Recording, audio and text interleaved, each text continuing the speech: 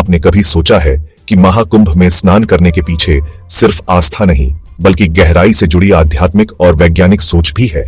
क्यों लाखों करोड़ों लोग इन पवित्र नदियों की ओर खींचते चले आते हैं और क्यों ये आयोजन हर बार एक चमत्कारी अनुभव देता है?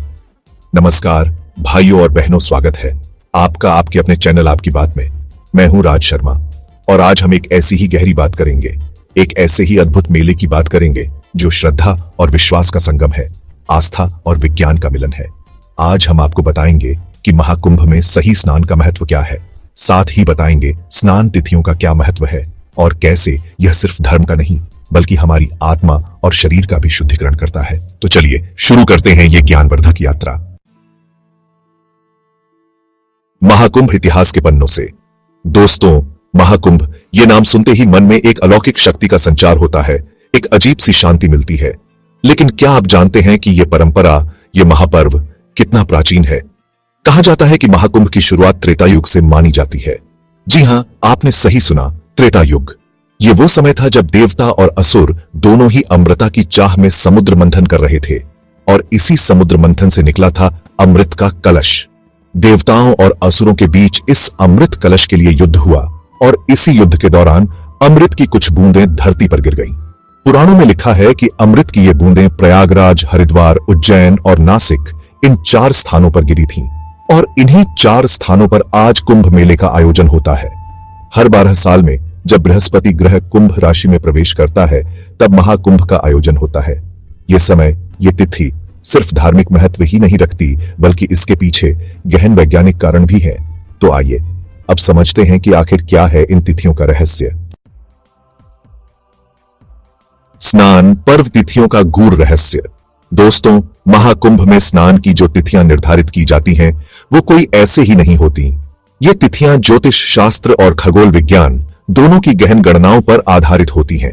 प्राचीन काल से ही ऋषि मुनियों ने ग्रहों और नक्षत्रों की गति का अध्ययन किया है और इसी अध्ययन के आधार पर उन्होंने ये निष्कर्ष निकाला कि कुछ विशेष समय पर सूर्य, चंद्रमा और अन्य ग्रहों की स्थिति ऐसी होती है कि उनकी किरणें पृथ्वी पर एक विशेष प्रकार की ऊर्जा का प्रवाह करती हैं और महाकुंभ के दौरान स्नान की जो तिथियां होती हैं वो ऐसी ही तिथियां होती हैं। इन तिथियों पर नदियों का जल अधिक पवित्र और ऊर्जावान माना जाता है। कहा जाता है कि इन पवित्र नदियों में स्नान करने से न सिर्फ हमारे पाप धुलते हैं बल्कि हमें एक नई ऊर्जा, एक नया जोश भी मिलता है। हमारे मन को शांति मिलती है और हमारा तन भी स्वस्थ होता है। लेकिन दोस्तों, क्या ये सब सिर्फ मान्यताएं हैं? क्या इसके पीछे कोई वैज्ञानिक कारण भी है? जी हां, बिल्कुल।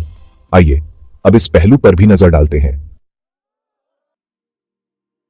दोस्तों, अब तक हमने महाकुंभ के धार्मिक और पौराणिक महत्व को समझा, लेकिन अब बात करते हैं इसके वैज्ञानिक पहलू की। क्या आप जानते हैं कि गंगा के जल में बैक्टीरिया को खत्म करने की अद्भुत क्षमता है? जी हां, यह सच है।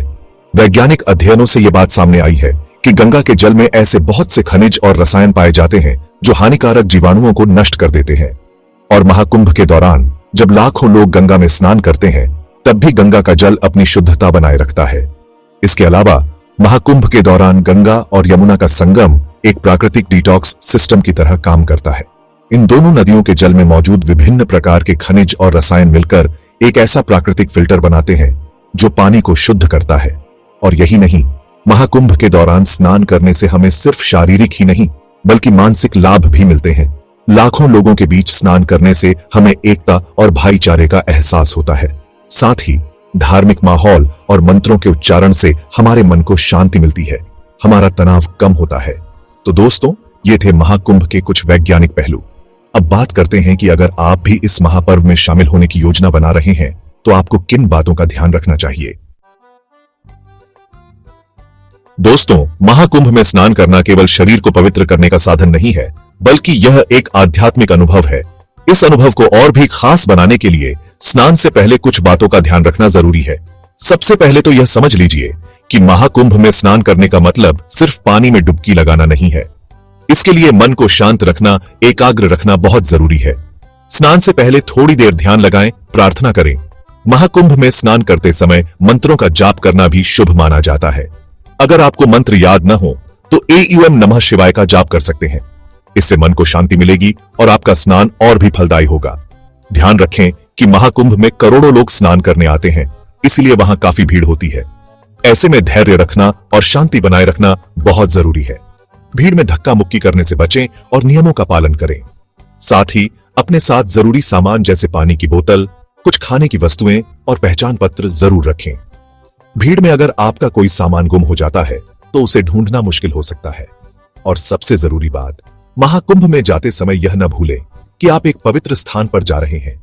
वहां की पवित्रता बनाए रखें, कचरा न फैलाएं और दूसरों का सम्मान करें।